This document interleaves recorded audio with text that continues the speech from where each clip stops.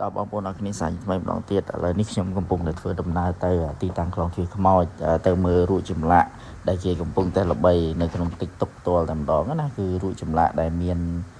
ដែលដោះស្លែដោះអីមកចេញដូចជាមនុស្សពាក់អាវចេញដូចជាមនុស្សពាក់មកុដពាក់អីចឹងណាហើយខ្លងទ្វារខ្មោចអត់បាក់រទេបងប្អូនអរគ្នាគាត់តែ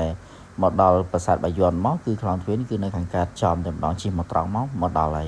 ហើយនេះគឺជារូបដែលខ្ញុំចង់បង្ហាញទៅដល់បងប្អូនអរគ្នាណានៅពេលដែលខែវស្សាមកដល់ចឹងទៅវាមានដោះស្លែវាមានអីចឹងទៅមើលទៅគឺដូចមនុស្សពាក់មួកមើលទៅដូចមនុស្សពាក់មកុដអញ្ចឹងណាហើយខ្ញុំថតនេះគឺអត់សូវមានភ្លៀងទេបើសិនជាមានភ្លៀងគឺពណ៌វានឹងឡើងបៃតងជាងនឹងស្រស់ជាងនឹងមើលទៅគឺឃើញស្រស់ស្អាតខ្លាំងមែនទែនតែម្ដងនេះបាទនៅរូបទាំងអស់នេះហើយរូបនេះអត់បាក់ទេបងប្អូនគ្នាមកដល់ខ្លងទ្វារខ្មោចគឺនៅខាងឆ្វេងដៃតែម្ដងអញ្ចឹងណាហើយក្រៅពីរូបចម្លាក់ទាំងអស់នេះបងប្អូនអរគ្នាអាចធ្វើការដើរមើលនៅជុំវិញខ្លងទ្វារនឹងផ្ទាល់តែម្ដងអញ្ចឹងបងប្អូនអរគ្នាអាច